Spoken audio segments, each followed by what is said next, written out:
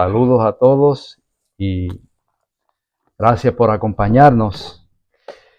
Vamos a la lectura una vez más, la cual se encuentra en el libro de Malaquías. Es el último libro de lo que se llama el Antiguo Testamento. Y cierra el Antiguo Testamento de la siguiente manera. Una vez más leemos.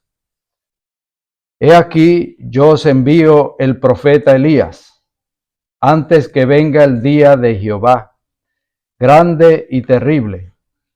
Él hará volver el corazón de los padres hacia los hijos y el corazón de los hijos hacia los padres. No sea que yo venga y hiera la tierra con maldición, dice la palabra del Señor. Es interesante ver que el último libro de la Biblia termina con esas palabras. Y termina con las palabras, dice, he aquí, yo envío ¿a quién? Al profeta Elías. Ahora, el profeta Elías, entendemos de quién está hablando. Si Elías ya estaba muerto, ¿no? El primer Elías no estaba y dice, aquí yo envío al profeta Elías. Él hará volver el corazón de ¿qué? Ahora, presten atención en esas palabras, las que usa. Dice, el corazón de los hijos hacia los padres y el corazón de los padres hacia los hijos. Solamente se usa, ¿verdad? Y se usa la expresión de padre a hijo, hijo a padre. Interesante. Según los que saben, entendemos que se cerró el libro, lo que llamamos el Antiguo Testamento, con el profeta Malaquías, y no fue lo que se dicen hasta que pasaron 500 años y entonces se abrió lo que se llama y conocemos hoy el día como el Nuevo Testamento. Vemos que se cierra con unas palabras tremendas, ¿verdad? Como dicen algunos, pero son unas palabras que el Señor, como que el Señor siempre está haciendo ¿qué? Un llamado. Y dice, yo envío. Y todos entendemos y sabemos que el libro de Mateo empieza con ese personaje que en realidad no es el Elías del Antiguo Testamento, sino que fue Juan el Bautista, el cual es el segundo Elías. Recuerden que hay un mensaje, y el mensaje ¿cuál es? Que Dios envía al profeta Elías, ¿para qué? Dice, antes que venga el día ¿qué? Grande. Pero ¿para qué es el mensaje? Para que haga volver el corazón de los padres hacia los hijos y el corazón de los hijos hacia los padres. No sea que yo venga y hiera la tierra con maldición. En el mensaje de Elías hay un mensaje importante. Por eso se usa el Elías del Antiguo Testamento como símbolo para el segundo Elías, el cual fue Juan el Bautista. Ahora, el segundo Elías también, ¿dónde está? Está muerto. Pero entonces en el Nuevo Testamento también, en el último libro de la Biblia, el libro de Apocalipsis, se levanta también un tercer Elías. Y ese tercer Elías es todo aquel que busca y proclama el nombre del Señor Jesucristo. Es todo aquel que vive con Cristo en su vida. Es Jesús viviendo la vida en cada uno del ser cristiano. Entonces se levanta ese tercer Elías para dar los mensajes de los tres ángeles. Que una vez, ¿se recuerdan? Estuvimos viendo, temed a Dios y dadle gloria, porque la hora de su juicio ha llegado. Y adorad a aquel que hizo ¿qué? Los cielos, la tierra, el mar y las fuentes de las aguas. Y vimos interesante, estuvimos viendo cuál era ese Dios. Es un llamado a la adoración, ¿cierto o falso? Es un llamado que tiene que ver, es el último llamado a los seres de la tierra para que entren en una relación con Dios. Así que es importante el mensaje de Elías. Con eso en mente, vamos a estar hablando un poquito en el libro de Primera de Reyes, donde encontramos al profeta Elías. Donde encontramos al profeta Elías, el primer Elías de la historia, literal. Y yo sé que ustedes saben mucho acerca de lo que sucedió con Elías y más o menos en el contexto en el que estamos. Elías estaba viviendo bajo la época de reinado del rey Acab. Pero entendemos que el rey Acab era una persona, un rey que era, ¿qué? Como medio débil. O sea, la esposa llamada Jezabel lo gobernaba. Entonces, en realidad, aunque el rey era el gobernante, era el rey en ese entonces, había una mujer que era la que lo gobernaba y le decía lo que tenía que hacer. Y fue por la mano de ella que los profetas de Dios fueron asesinados. Y es interesante porque vemos que ella es, como decimos a veces, ¿verdad? Era la que llevaba los pantalones. Y esa Jezabel se vuelve a encontrar en el Nuevo Testamento. La que sí, dice a Jezabel, un mensaje a las iglesias, le dice, aquella mujer Jezabel. Entonces alude a la historia de Elías. Y Elías, como uno de los profetas, estaba huyendo. Recuérdense que en el contexto, Elías oró a Dios que no iba a haber sequía por 3 años y medio, y en el contexto de lo que vamos a estudiar, estamos en medio de esa sequía. Tengan eso en mente. Vamos al capítulo, le dije el capítulo 18 del libro de Primera de Reyes, el capítulo 18 del libro de Primera de Reyes. Y vamos a empezar, quizás en su casa usted puede leer el contexto, aunque ya sabe la historia. Y Elías, Dios lo había mandado al principio a que se le mostrara al rey Acab.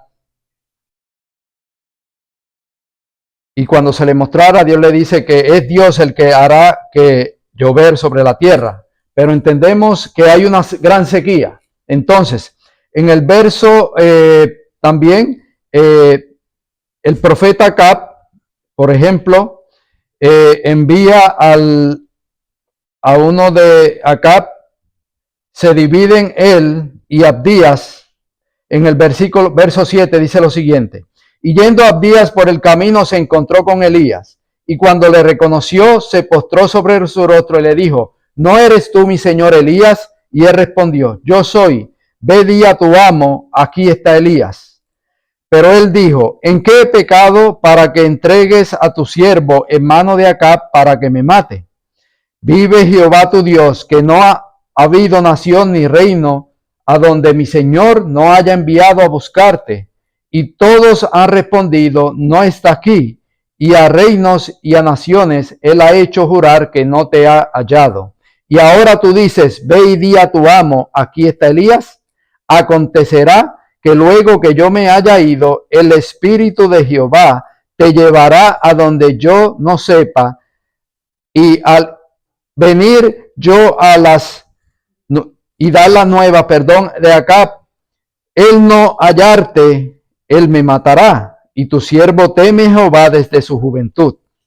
Ahora, vemos el contexto. Este siervo de Acab, a pesar que el pueblo de Dios, especialmente las 10 tribus de Israel, estaban en apostasía, ese es el contexto. Estaban matando a los profetas de Jehová. Había un profeta Dios levantó al profeta, pero es interesante ver este amo, Abdías, el cómo dice que todavía temía ¿a quién? A Jehová. Era un temeroso de Jehová. Y él conocía que Jehová andaba con Elías. Porque, qué interesante, porque le dice: no, pero ¿cómo le voy a decir al rey dónde tú estás? Si cuando yo vaya y se lo diga, el Espíritu de Dios, ¿qué va a hacer? O sea, te va a mover, te va a ayudar para que el rey no te encuentre. O sea, en otras palabras, el rey, por manos de su esposa Jezabel, estaba siguiendo a los profetas de Dios. ¿Para qué? ¿Para tener un banquete con ellos? No, para matarlos, para callar la voz de Dios. Tengan eso en mente. Querían acallar a Elías. Entonces, la mano de Jehová estaba ¿con quién? Con Elías. El espíritu de Jehová, lo dice muy claro, el espíritu de Jehová estaba ¿con quién? Con Elías. Elías estaba protegido ¿por quién? Por Jehová, el Yahvé, el Dios de ese entonces, el Dios verdadero, el Dios de Israel. El único, el Dios verdadero estaba con él. Entonces, vemos que la historia sigue y ahora quiero que pasemos el verso 14. Estamos en el capítulo 18 y es una pregunta. Y ahora dices tú, ve y di a tu amo, aquí está Elías, para que él me mate. Y le dijo Elías, vive Jehová de los ejércitos, en cuya presencia estoy, que hoy me mostraré a él. Ahora, Elías sabía que lo estaban buscando para matarlo. Lo sabía. Pero Elías estaba ¿con quién? El espíritu de Jehová estaba con Elías. Era un profeta ¿de quién? De Dios. Era un verdadero profeta.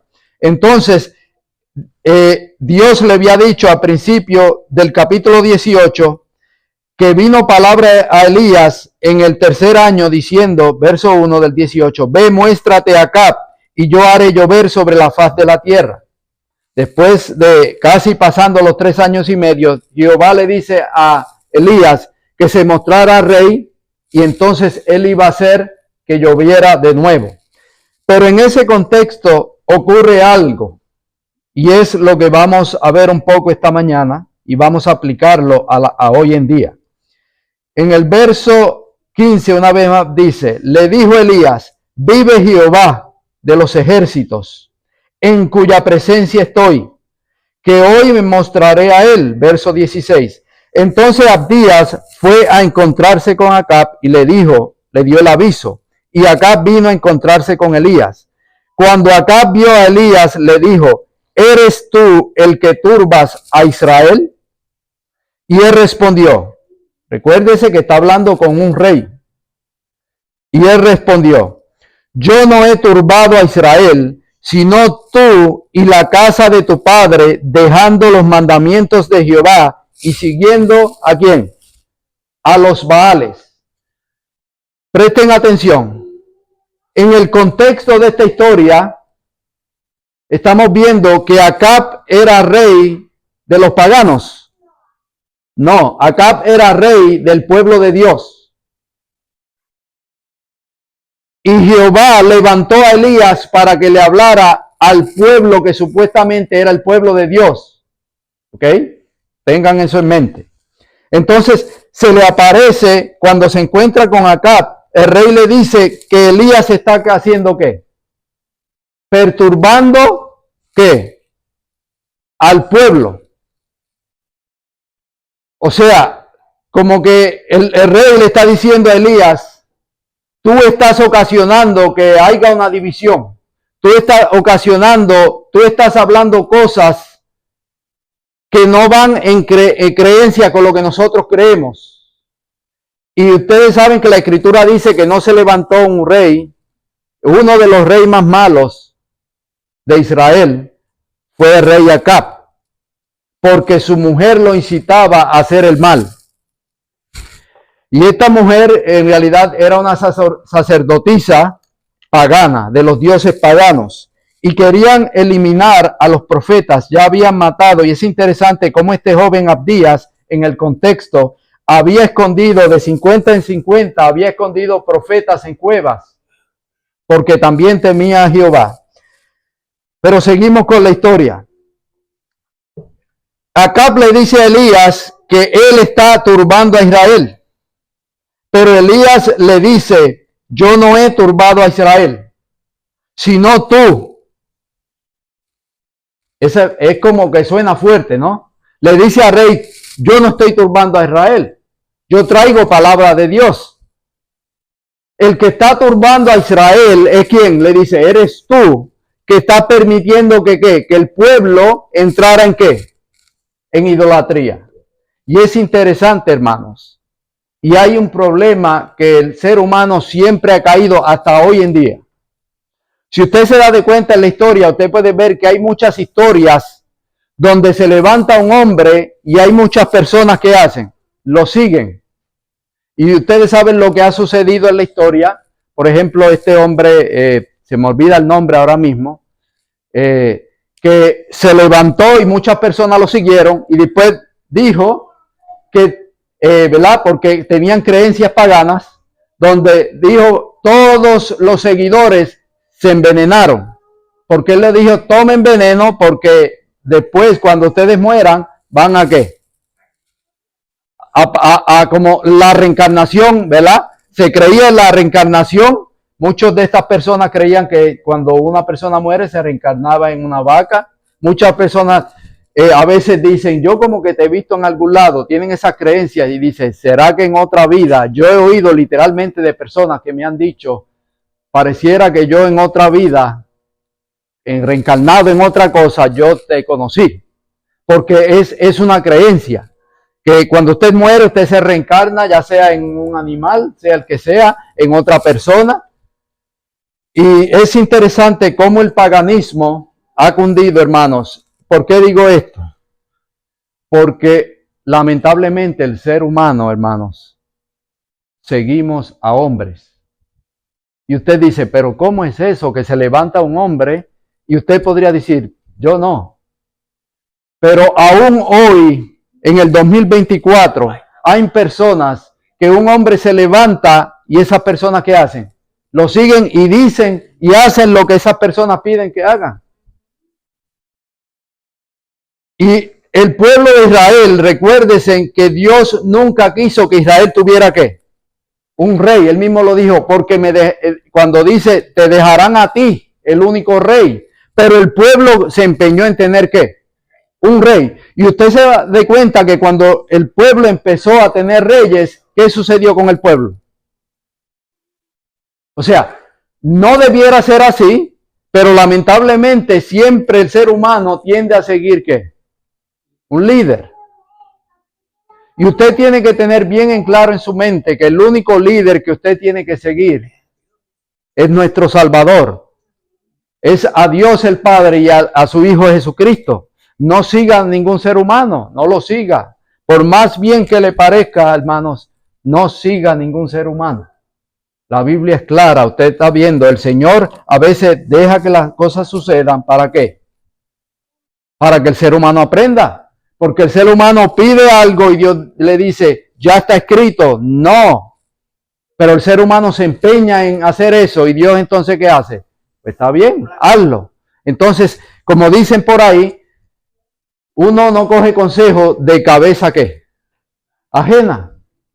Y a veces Dios permite que nosotros callamos en circunstancias para que entendamos y aprendamos por nosotros mismos que Dios tenía la razón. Y el pueblo, hermanos, estaba cayendo en esto. Pero es interesante porque cuando el pueblo estaba en esta apostasía, Dios tenía personas, Dios tenía instrumentos y uno de ellos fue el profeta Elías. Y no tuvo miedo ir delante del rey. No tuvo miedo entrar allá y pasar y decirle, y vemos aquí que le dice, yo no he turbado a Israel, eres tú el que estás turbando. Y muchas personas, hermanos, quizás sin saberlo, le creen que están haciendo el bien. Le creen que quizás estamos bien en lo que creemos. Y a veces es interesante porque a veces uno, por la verdad, uno tiene que sufrir. Hay personas que sufren. Porque cuando usted cree algo diferente, ¿qué pasa? Las personas que antes usted tenía, ahora ¿qué pasa? Le dan la espalda.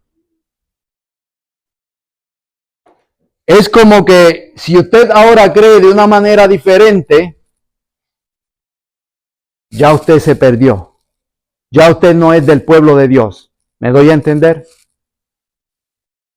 Y el rey le estaba diciendo a Elías, tú estás mal, tú estás perturbando al pueblo. Pero es interesante porque vemos en la escritura que Elías no traía palabras de él, sino que Elías era un profeta de Dios.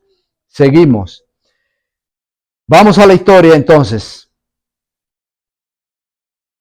Dice Elías otra vez en el verso 18, y él respondió, yo no he turbado a Israel, sino tú y la casa de tu padre. O sea, el padre se levantó y fue un rey malo, y Acab se levantó y siguió los mismos consejos de su padre. Y dice, dejando los mandamientos de Jehová y siguiendo a los Baales. ¿Qué estaba haciendo el pueblo? En realidad, vamos a ver que es una escena de ¿qué? De adoración. ¿Qué estaba haciendo al pueblo? Dejaron a Jehová y siguieron ¿a quién? A los Baales. ¿Quién eran los Baales? Los ídolos ¿qué? Paganos. O sea, el pueblo entró en una idolatría. ¿Cuál pueblo? El pueblo de Dios. El pueblo de, en este entonces, el pueblo de Israel, mayormente las 10 tribus, que se conoce como el Israel. Dice, seguimos leyendo. Envía pues ahora y congrégame a todo Israel en el monte Carmelo. Es interesante la historia que ahora vamos a ver a continuación. Y vamos a ver algunos puntos y usted verá por qué también vimos que cerrando lo que se llama el Antiguo Testamento, se hace un llamado.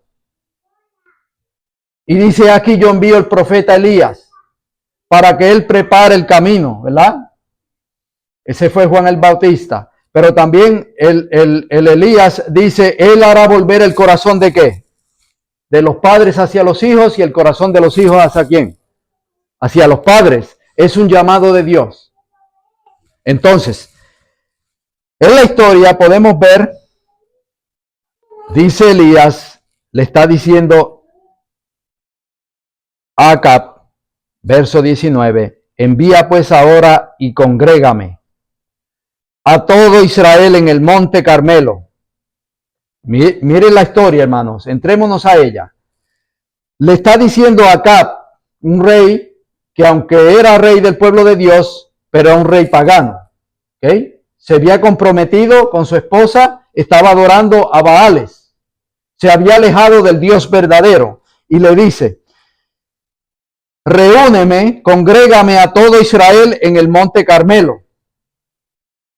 Pareciera ver, ya vemos que Acab tenía potestad sobre quién. Dice, reúneme, ¿verdad? A Israel en el monte Carmelo y a los 450 profetas de Baal y los 400 profetas de Acera que comen en la mesa de Jezabel. Entonces Acab, verso 20, convocó a todos los hijos de Israel y reunió a los profetas en el monte Carmelo. Y acercándose Elías a todo el pueblo dijo, ¿hasta cuándo claudicaréis vosotros entre dos pensamientos? Pregunto, ¿esta gente tenía la mente cómo? ¿Cómo estaba la mente de esas personas? Mayormente el pueblo de Dios en ese entonces. ¿Estaba cómo? Dividida. Porque si dice, ¿hasta cuándo claudicaréis entre dos opiniones? Quiere decir que tenían que, se puede llamar como que de momento se va para un lado y se puede ir para el otro. No le importaba irse para un lado o ir para otro. Lo mismo, ellos se llamaban el pueblo de Dios, pero a la vez ¿qué pasa? ¿Entraron en qué? En idolatría, en apostasía. Y entonces sigue diciendo, el 20 otra vez. Entonces Acab convocó a todos los hijos de Israel y reunió a los profetas en el monte Carmelo. Y acercóse Elías a todo el pueblo, dijo, ¿hasta cuándo claudicaréis vosotros entre dos pensamientos? Ahora, ¿cuáles son los dos pensamientos? Si Jehová es Dios, presten atención, síguele. Y si Baal, id en pos de él. Y el pueblo no respondió palabras. ¿qué podemos ver en la historia? Elías hace un llamado y dice, tráeme a todo Israel. Y ahí estaban los profetas, los 400 profetas de Baal, que comían en la mesa de ¿quién? De Jezabel. Y entonces le dice al pueblo, ¿hasta cuándo ustedes van a estar divididos? O sea, lo que está haciendo es un llamado a que tomen una postura, ¿cierto o falso? A que tomen una posición. Y le dice, si Jehová es Dios, ¿qué pasa?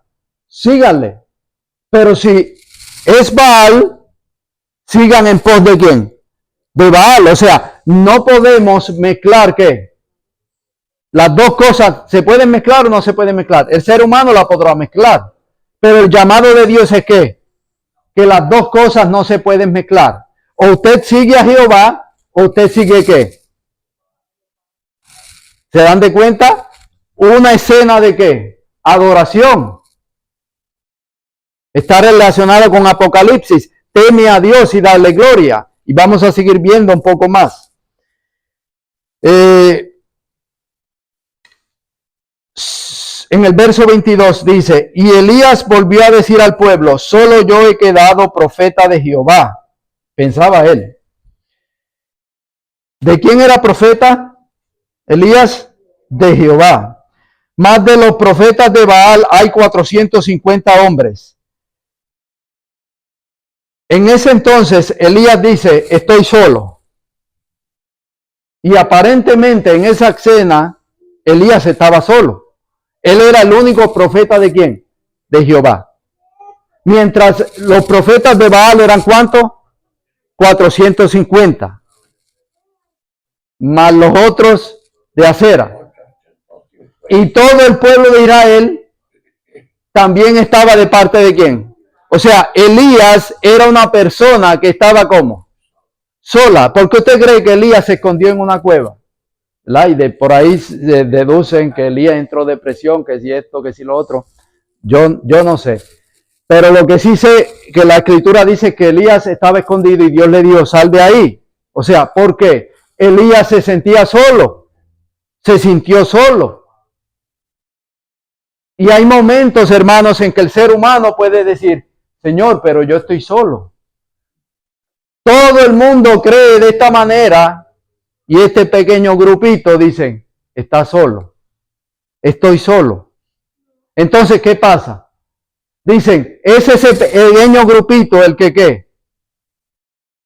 ¿Eres tú el que está turbando al pueblo de Dios? O sea, ¿se dan de cuenta la relación? Pero Dios levanta a ese Elías para que le diga al mismo rey, le diga, no, eres tú.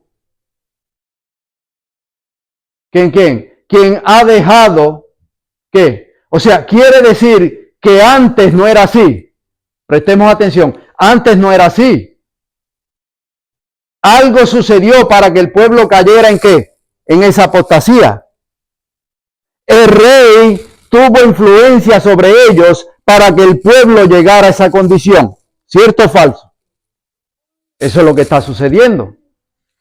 Entonces, por algo Elías hace un llamado de parte de Dios para que tomen una postura. Ahora, ustedes saben toda la historia y de Elías, lo que sucedió. Yo sé que usted la ha leído, léala otra vez en su casa, con quizás con esto en mente. Pero hermanos, usted dirá, ¿qué tiene que ver una cosa con la otra? Hoy en día, esta semana, culmina mañana, en el cristianismo se llama la semana ¿qué? Le llaman la Semana Santa. Algunos he oído que le llaman la Semana Mayor, quizá para que no suene tan, pero le llaman la Semana Mayor. Y es interesante que si usted se fija, podemos ver que sí, la crucifixión de Cristo fue real, pero todos sabemos bíblicamente cómo ocurrió. Y sabemos que hay muchas cosas que han entrado a la cultura. O sea, son cosas que han venido del paganismo, que se han entrado dentro del cristianismo. Y es interesante porque Yo recuerdo, mi papá, crecí, mi mamá era adventista, mi papá tenía creencia católica, profesaba, aunque no iba a la iglesia. Entonces, mi papá siempre, ustedes saben, como nuestros hermanos hacen las cosas, y podemos ver que a veces es interesante porque le llaman la Semana Santa y lamentablemente pues dicen no, que estos días no se puede ni martillar, ¿ok? Usted no puede martillar, no puede hacer ciertas cosas, no pueden comer carne, qué sé yo, comen pescado, o sea lo que sea, respetamos su creencia, es lo que creen, pero también podemos decir que cuando yo voy a la Biblia yo no veo, no encuentro nada de eso en la Biblia, entonces yo tengo que seguir lo que dice la palabra de Dios. Pero lo que quiero llegar con esto es que en esta semana el que nunca va a la iglesia, posiblemente mañana sea un día que vaya. Y si usted oye hablar siempre de toda la Semana Santa, siempre, ¿cuál es el día que usted ha escuchado que dicen, este día es el santo? Casi siempre lo que usted no escucha lunes santo, martes santo, miércoles, dice viernes santo. ¿Verdad que sí? Es el mayor día que se escucha. Y a veces hay personas que sí, el que le dan la semana, pero hay personas, dueños, que no trabajan el día viernes, pero entonces trabajan el sábado. Y a veces yo digo en la mente, oye, pero como estamos hoy en día, la Biblia me dice que el día que es santo, porque Dios lo dio, porque pertenece a Dios, porque Dios fue el que lo santificó, es el sábado. Pero la cristiandad se ha encargado a decir que el viernes es santo, que la semana es santa, pero un día que Dios nos ha dado es el que la gente no lo descansa. Sin embargo, el sábado se reanudan otra vez. Entonces, usted se da de cuenta, o sea, lo que yo quiero que ustedes, y yo sé que ustedes saben, es que piensen en la mente cómo la cristiandad, la mayoría de la cristiandad ha caído en unas formas en el cual el ser humano ha imponido a la cristiandad cosas que no son bíblicas, cosas que tienen que ver con la idolatría. Y esto lo digo con mucho respeto porque hay muchos cristianos allá afuera que son sinceros, que no saben, que lamentablemente los de arriba los tienen engañados. Pero este no es mi punto, o sea, lo introduje porque es algo que ha entrado a la cristiandad. Y hoy en día, supuestamente toda la semana y mañana culmina. ¿Cuál es la culminación en realidad? Sí, pero es que finalizando con qué? Con, ¿verdad? Con la resurrección. Toda la semana, en realidad, lo que ellos creen que están apuntando es con la muerte de Jesús, la resurrección y la ascensión. ¿Ok? Ahora, usted dirá, pero ¿por qué traímos esto a colación? Porque si usted pregunta allá afuera, hermanos, ¿usted cree en Cristo? A cualquiera que usted le pregunte, la mayoría ha oído hablar de Cristo. Conoce a Cristo. Entre comillas, dice, sí, yo sé quién es Cristo. Y esta semana estoy conmemorando mañana porque Cristo resucitó. Cristo murió, resucitó y ascendió al cielo. Y usted dirá, ¿qué tiene que ver esto con la historia de Elías? Y mi pregunta sería, ¿cuál es el Cristo al cual la cristiandad, entre comillas, está adorando? ¿Cuál es el Cristo porque si usted va a todas las iglesias, siempre va a encontrar en todas las iglesias, la mayoría, si no está afuera o está adentro, va a encontrar una cruz. ¿Cierto o falso? Porque es un símbolo de qué? Tiene que ver con cristiandad, ¿no? Una cruz. Entonces, podemos ver, hermanos, vamos a hacer una conexión con el mensaje de Elías y estamos entrando entonces. En estos días, la cristiandad está conmovida con la escena de la muerte, sufrimiento, muerte y resurrección de nuestro Señor Jesucristo. Ahora, la pregunta es, ¿cuál Cristo? ¿Se dan de cuenta? Estamos conmemorando una semana, pero ¿conocemos a ese Cristo? Es la pregunta. ¿Conocen estas personas a ese Cristo? Entonces, en el mensaje de Elías hay un mensaje, hermanos, que si le prestamos atención, hay un mensaje acá. Porque hoy en día, por ejemplo, voy a leer Romanos 8:32. Yo lo voy a leer. Romanos 8:32 dice lo siguiente. Hablando de Dios, del Padre, dice que no escatimó ni a su propio Hijo, sino que lo entregó por todos nosotros. Que no escatimó ni a su propio Hijo, sino que lo entregó. La pregunta es, ¿cuándo lo entregó? ¿Cuándo lo entregó?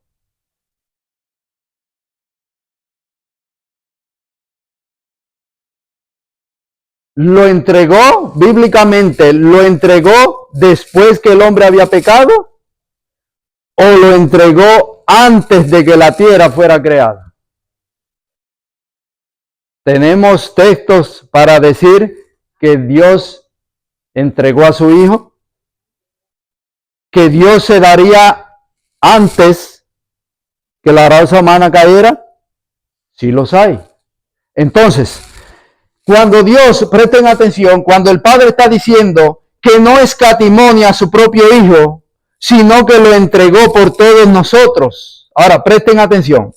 No escatimó su Hijo, sino que lo dio. ¿Dónde más encontramos esa expresión? Juan 3:16. ¿Verdad que sí? De tal manera amó Dios al mundo que dio. Aquí dice, quien no escatimó a su propio Hijo, sino que lo dio. Ahora, la pregunta sigue siendo, ¿entendemos verdaderamente, entiende la cristiandad el significado de la cruz? ¿Entendemos verdaderamente lo que sucedió en la cruz? A mí me parece que la mayoría, hermanos, de la cristiandad no ha entendido lo que sucedió en la cruz.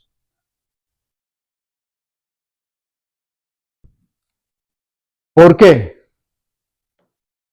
En el mensaje de Elías hay un llamado. Recuerde, he aquí yo envío el profeta Elías. Él hará volver el corazón de los padres hacia los hijos y el corazón de los hijos hacia los padres. Hay algo en el mensaje de Elías que hace que el ser humano retorne a Dios, al Dios verdadero. Y como el tiempo está ahí casi acabando, en este versículo, sean sinceros, Romanos 8:32, dice otra vez, que no escatimó ni a su propio Hijo, sino que lo entregó por todos nosotros. ¿Le suena a usted a ese texto que Dios tenía un hijo antes de venir a la tierra? Al igual que el texto de Juan 3:16, de tal manera amó Dios al mundo que ¿qué? Que dio a su Hijo. Ahora, ¿por qué le digo que la mayoría de la cristiandad tiene un concepto equivocado de quién es ese Hijo?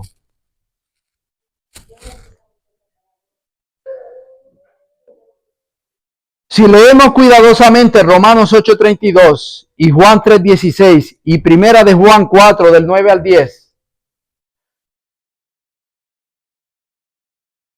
usted se va a dar de cuenta que destruimos el poder del Evangelio cuando negamos que el Padre dio a su Hijo unigénito por todos nosotros y el enemigo triunfa con sus engaños satánicos.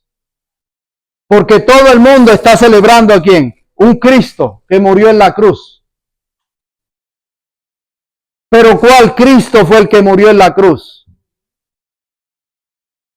¿Se dan de cuenta? Esa es la pregunta. El Hijo de Dios, porque la Biblia lo dice. Pero cuando llegamos verdaderamente a la raíz, nos damos de cuenta que aunque la Biblia lo llama Hijo de Dios, aunque aún el niño ha oído y le han enseñado que es Hijo de Dios, cuando se le pregunta verdaderamente a la cristiandad, dicen, sí, pero es Hijo de Dios. ¿Después de qué? De que vino a la tierra, no antes.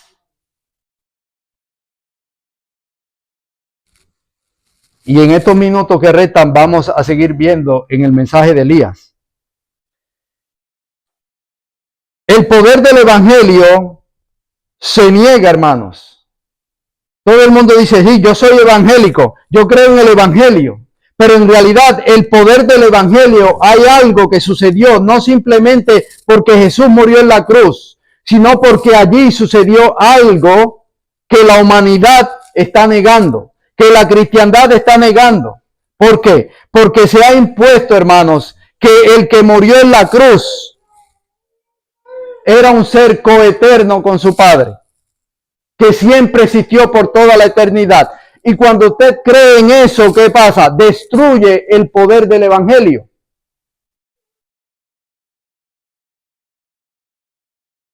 Porque si me han enseñado, me han dicho que el que murió en la cruz era un Dios igual que el Padre que se hizo humano, estoy destruyendo el evangelio.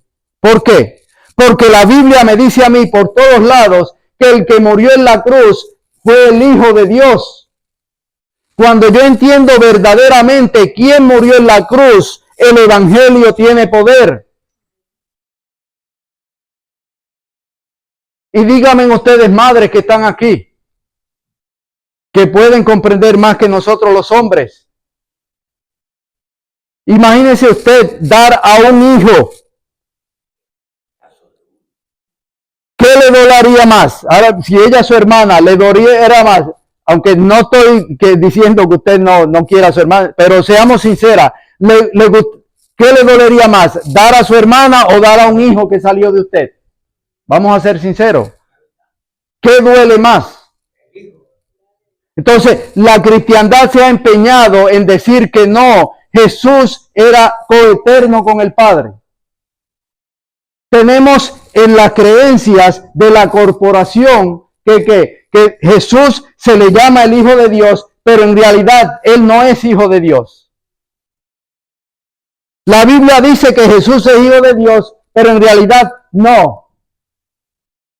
Y es triste porque ni siquiera, aunque sea, nos dan un texto bíblico donde diga que Jesús es coeterno con el Padre y coeterno con el Espíritu Santo, porque no lo hay. Entonces, la cristiandad está hoy en día proclamando a un Cristo que es un Cristo falso, no es un Cristo verdadero. Y entonces podemos ver, hermanos, es interesante porque volvemos aquí al mensaje de Elías y usted va a encontrar el mensaje aquí. Usted va a encontrar en el mensaje de Elías y lo vamos a ver. Elías, ¿qué hizo Elías? Si usted se da de cuenta, en Primera de Reyes 18:30, vamos al verso 30. En Primera de Reyes 18:30 dice lo siguiente. ¿Lo tenemos? Entonces dijo Elías a todo el pueblo, ya vimos el contexto, acercaos a mí. Es interesante, Elías llama al pueblo que estaba en la idolatría, y Elías llama al pueblo y dice, acérquese a mí. Y todo el pueblo se le acercó, y él arregló el altar de Jehová, que estaba como arruinado. El altar de Jehová para los tiempos de Elías estaba, como dice la Escritura, estaba arruinado. Ahora la pregunta es, ¿por qué se menciona el altar? ¿Para qué se usaba el altar? ¿Para qué se utilizaba el altar de Jehová? Dice el altar de Jehová. Para sacrificar, ¿cierto o falso? Para sacrificar. ¿Sacrificar qué es la pregunta? Animales inocentes. Animales limpios, animales inocentes. No tenían la culpa. Se hacía un sacrificio. ¿Qué simbolizaban los animales? A Jesús, el Hijo de Dios. ¿Ok? Elías llama al pueblo, pero cuando llama al pueblo, Elías quiere que vean que Elías empezó a edificar ¿qué? El altar. Y en el altar, ¿qué se hacía? Se sacrificaban animales. ¿Y qué animales se sacrificaban? Animales limpios. ¿Y ese animal significaba qué? ¿Cuál sacrificio? El sacrificio de Cristo. Entonces Elías estaba llamando al pueblo para que vieran en realidad el significado, el símbolo de qué. ¿Se dan de cuenta que Elías está haciendo un llamado a la verdadera adoración? El altar está derribado. ¿Por qué? Quiere decir que ya no se hacían ¿qué? Sacrificios. Entonces, cuando Elías llama y vemos que el altar de Jehová en realidad representa, si usted se da cuenta, ¿y quién dio? Ahora la pregunta es, si simbolizaba a Cristo, y la Escritura dice que Cristo es ¿quién? El Hijo de Dios. ¿Y quién dio al Hijo de Dios? Es la pregunta. El Padre. Dios el Padre, según Juan 3:16. De tal manera amó Dios, ¿quién? El Padre, al mundo que dio ¿qué? A su Hijo. Entonces, Primera de Juan 4:9 y Romanos 8:32 lo dice también. Nos preguntamos entonces, ¿qué es lo que el altar de Jehová en realidad representa? El acto de amor y sacrificio supremo de Dios el Padre demostrado en dar a su Hijo unigénito. ¿Qué significa en realidad entonces? Podríamos decir el altar que Elías está edificando. El sacrificio supremo de un Padre por la humanidad al dar a quién? A su Hijo. El pueblo de Dios había perdido eso de mente. ¿Se dan de cuenta? El altar estaba destruido. Ya no se hacían sacrificios. Ya no se recordaba lo que significaba el sacrificio del Dios Jehová. Y es Jehová el que le dice a Elías que lo haga. Y seguimos viendo. Lamentablemente Israel abandonó su elevada vocación. Las 10 tribus del norte en este tiempo, absortos en profunda idolatría, habían abandonado los mandamientos del Señor y seguían tras los Baales. Ahora, en Primera de Reyes 19:10 dice lo siguiente: porque los hijos de Israel han dejado su pacto, han derribado tus altares y han matado espadas tus profetas. Ahora, ¿se dan de cuenta por qué Elías estaba oyendo? Porque Dios había llamado a Elías ¿para qué? Para que reedificara ¿qué? El altar. Porque el altar estaba arruinado. ¿Y qué representaba el altar? ¿Se dan de cuenta? El amor de un padre al dar sacrificio ¿a quién? A su hijo. En Santiago 5:17 dice, Dios llama a Elías un hombre de oración y fe. Si usted busca Santiago 5:17. Entonces dijo Elías a todo el pueblo, Primera de Reyes 18:30. Entonces dijo Elías a todo el pueblo, acercaos a mí, y todo el pueblo se le acercó y arregló el altar de Jehová que estaba ¿cómo? Ahora, la mirada de Elías es dirigida hacia el altar roto. La preciosa verdad que el altar representa está pisoteada en el polvo. Presten atención, ¿se dan de cuenta el mensaje de Elías? ¿Cuál es? La verdad que representaba el altar estaba pisoteada en el polvo. Él quiere que el pueblo examine la evidencia, que se acerquen, que contemplen lo que han hecho con el altar de Jehová y que tengan conciencia de cómo ellos han estimado el regalo más grande que se nos ha dado. ¿Realmente creemos que Dios envió a su Hijo unigénito al mundo? Es la pregunta.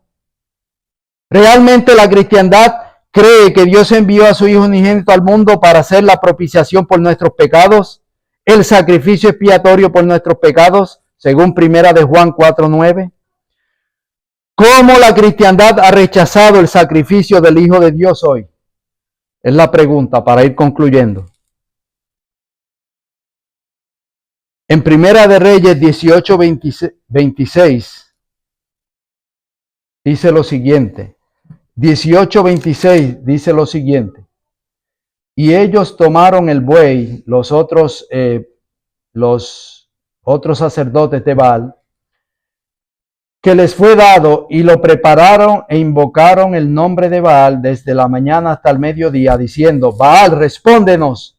Pero no había voz ni a quien respondiese. Entre tanto ellos andaban saltando cerca, presten atención, cerca del altar que habían hecho.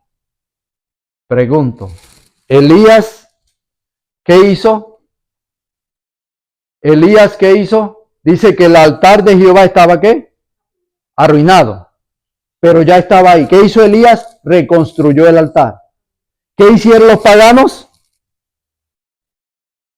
Vimos ahí, los sacerdotes paganos, dice el altar que ellos habían ¿qué? Ahora la pregunta es, otra vez, en el altar, ¿qué simbolizaba? Un sacrificio que el padre había hecho al dar ¿a quién?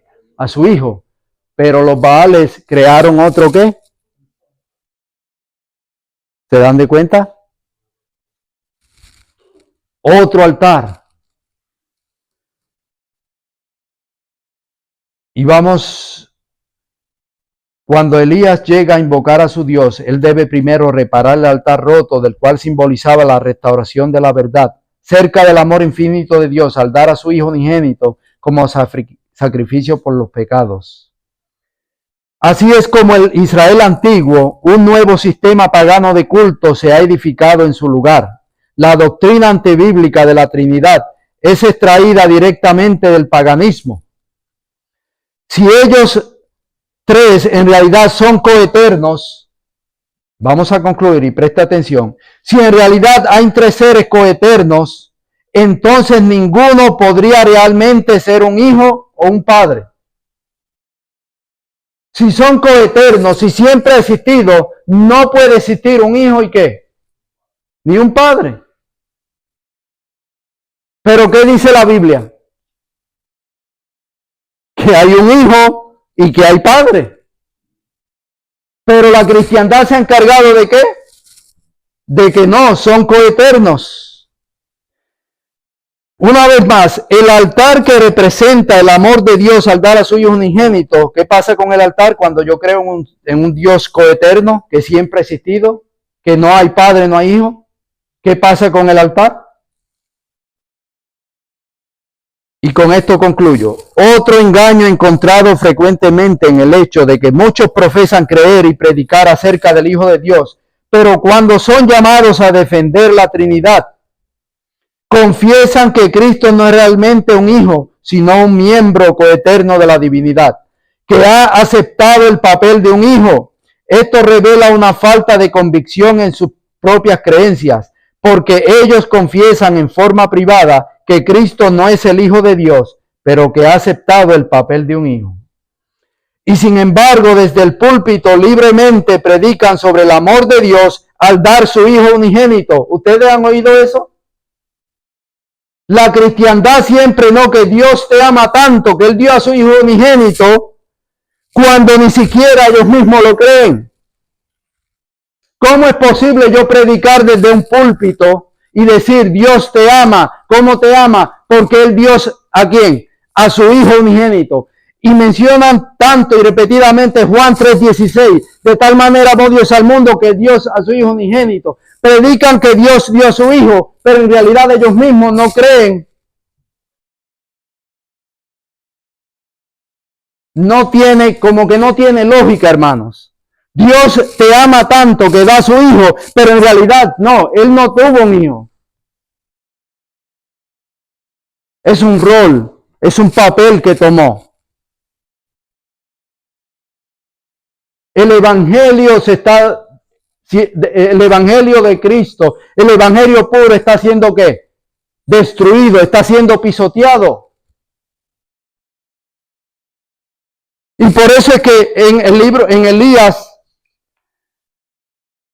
llegué como hasta la mitad, pero vemos a Elías, el llamado de Elías, si usted se fija y siga estudiándolo en su casa y se va a dar de cuenta, el llamado de Elías es que vuelvan a Jehová. Dice que vuelvan a ti, Jehová, el Dios verdadero.